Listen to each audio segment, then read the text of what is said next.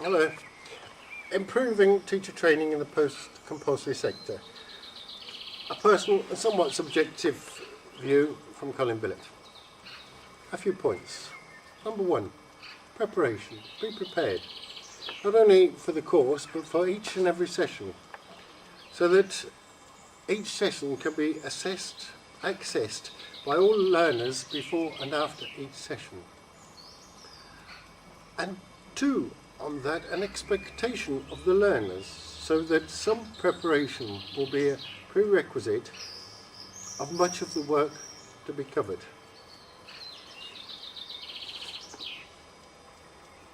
No, didn't want to do this. Number two, reflective. The course and everything we need to do needs to involve critical reflection. Critical reflection at the time and ongoing, so that during the lesson, during each session, the learners, be they adults, be they teachers, are required to reflect on what is happening at the time, not as a bolt-on afterthought when we concoct our reflective log at the end of a course and go back and invent entries for the preceding 8 months. 3. Imaginative and creative and inventive, and in doing so, be prepared to make mistakes. Be prepared to get things wrong. Be prepared to try things.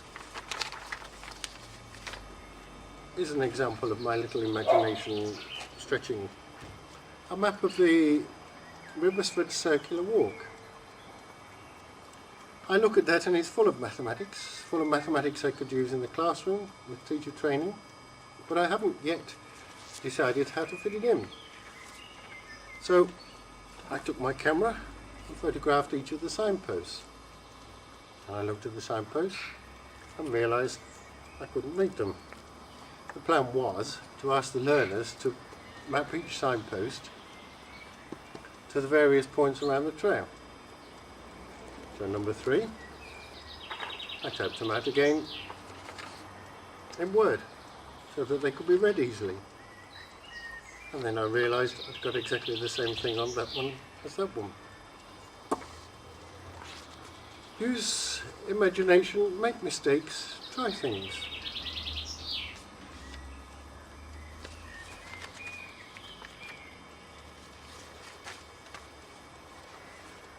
Professional.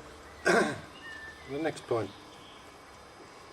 I asked adult learners in my college who are on a teaching program their view of the most significant problem in their learning, and they said it was a discrepancy between what they were being taught to do with learners and what they were being asked to do themselves.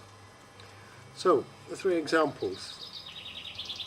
If learners are required to produce ILPs, then why, said the teachers, do they not do ILPs as part of their course? 2. If tutorial time is so essential to help develop learners, why on the diploma course we've just completed was tutorial time not built into it? 3rd point is the general one then, that good practice that we teach, we need to build in what we provide for our learners if they are teachers.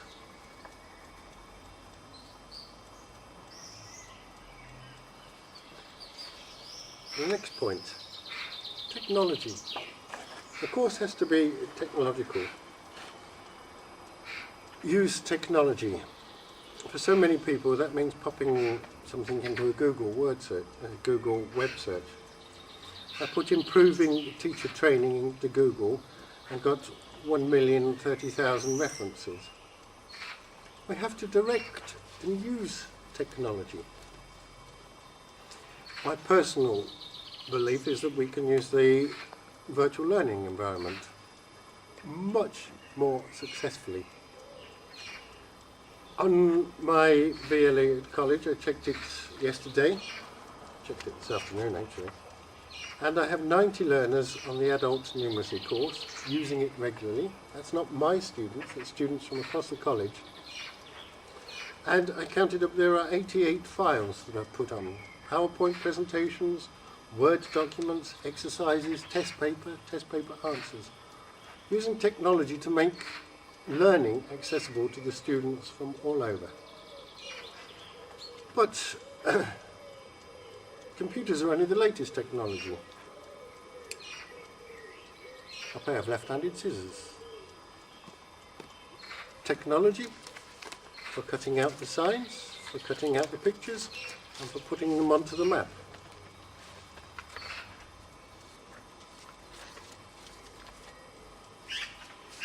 Inclusive.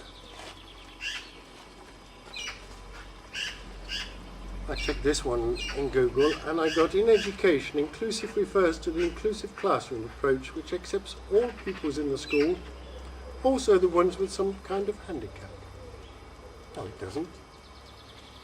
It's about sharing our rich cultural heritage and ethnic background for both the spoken and written language and the language of mathematics. Ethnomathematics is about sharing one's own experiences, one's own methods. The mathematics we use ourselves, bringing it into the classroom and asking our learners, adults, children, teachers, to share their own methods. And inclusivity is about diversity. It's about sharing others' experiences. I remember some years ago a Greek student who asked me, when do we learn about p rho squared? And I said, what? And we translated it to the English of pi r squared. An Indian student in the same class who wanted to know when we would do algebra. She was entirely unaccustomed to arithmetic. But being able to bring in those rich traditions, those rich experiences, that cultural diversity, wonderfully enhanced the learning experience for me and the other learners.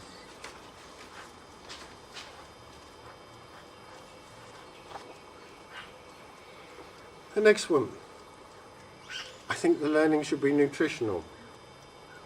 The act or process of nourishing. Do the learners go home with a feeling of having had needs satisfied? Of having engaged with and contributed to an intellectual experience? Of having shared and tried some new ideas? Of having increased knowledge and skills? Of having been inspired to try something new? I think that would do for every single session one would hope to cover.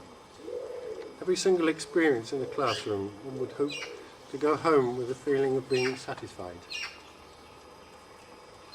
And finally, grounded.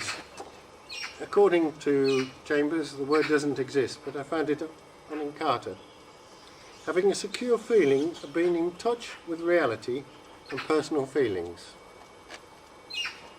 And as an educator, my belief in being grounded is to be grounded in theory, in the philosophy of teaching and learning, in the psychology of teaching and learning,